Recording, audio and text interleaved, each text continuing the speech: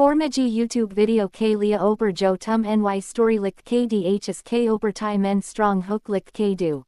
Hook jandar.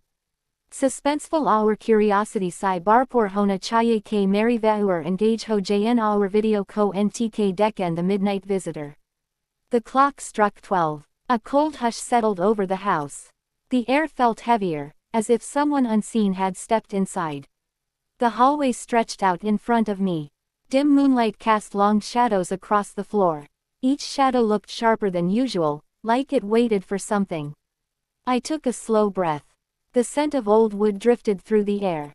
The silence pressed against my ears until it felt painful. A faint sound rose from the back room. It was soft, like the scrape of fabric sliding over the floor. My heart thudded against my ribs with a steady, shaking rhythm. I stepped forward. The floorboards groaned under my weight. The echo traveled down the hall as if the house whispered my movements to someone hidden inside. The door at the end of the hallway stood open by an inch. A thin strip of darkness leaked out from the gap. My fingers tingled as I reached for the edge of the door. Another sound drifted out. A slow inhale. Not mine. My skin tightened. The darkness behind the door felt alive, thick, and watching. I pushed the door open, inch by inch, while my breath stayed trapped in my throat. The room lay still, but something shifted near the window. A shape, low and crouched, rose with a quiet shiver of movement. My vision blurred for a moment as fear wrapped itself around my spine. The shape turned toward me. Its outline sharpened in the moonlight. And then I saw its eyes, wide and bright, staring directly into mine. Its eyes stared into mine. Wide, unblinking, reflecting the thin silver light that seeped through the window. My breath came back in a sharp rush. The cold air tasted metallic on my tongue. I tried to step back, but my feet refused to obey. The shape straightened. Its movement flowed in a slow, unnatural rise. My heartbeat hammered harder with every inch of its ascent. The air in the room shifted. A strange pressure pushed against my shoulders. The moonlight dimmed, as if something enormous blocked it for a moment.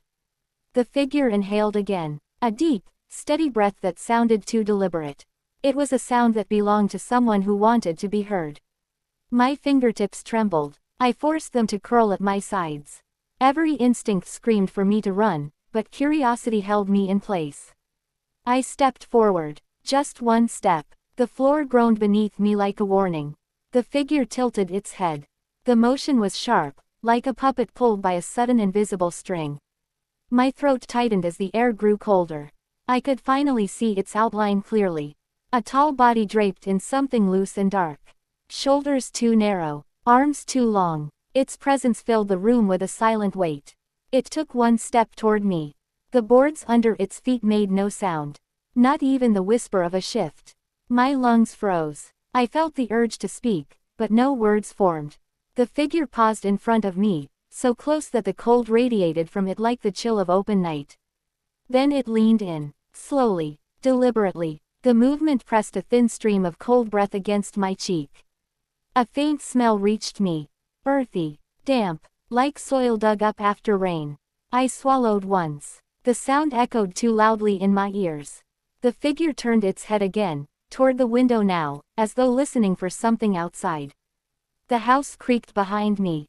A long, stretching moan of old wood shifting under invisible pressure. I flinched and looked over my shoulder. The hallway lay empty, but the darkness felt deeper than before. When I turned back, the figure had moved.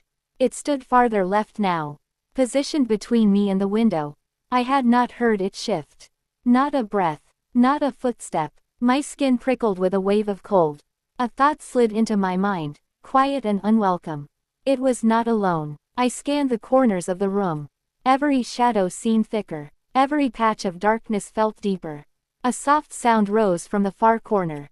A small exhale, light and quick.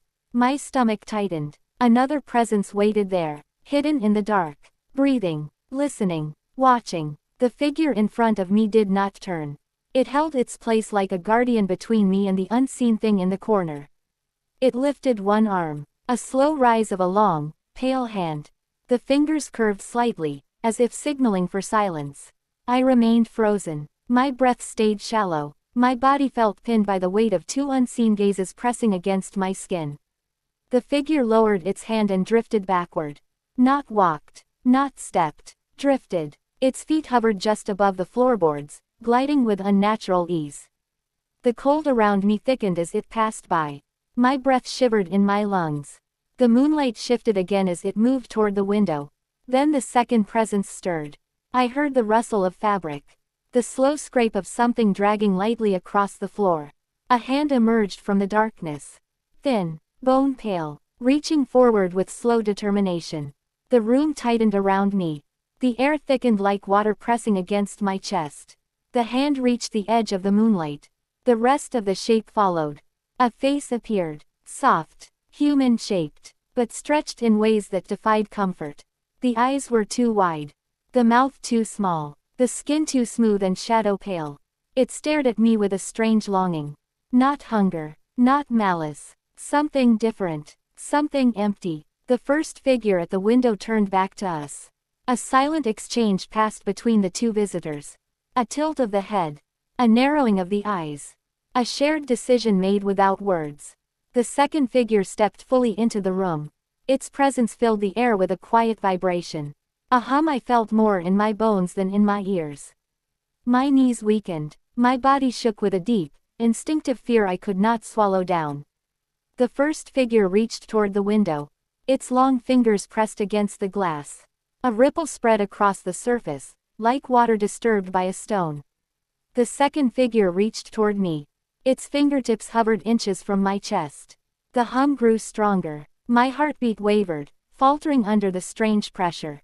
I wanted to step away. I wanted to scream. I wanted to flee into the hallway and never look back. But the second figure touched me. Just lightly, just enough for its skin to meet mine. A shock surged through my body. Cold, deep, unnatural. My breath escaped in a sharp gasp that tasted of frost. The room darkened. The moonlight thinned to a narrow whisper. The air trembled. The figures moved together now. One at the window, one at my side. Their hands lifted in unison. Their expressions blank. Their eyes locked on mine with impossible intensity. The ripple at the window widened. The glass distorted into a swirling surface. A silent doorway of shifting light and shadow. The second figure grasped my wrist. Its grip was gentle but unbreakable. The cold burrowed deep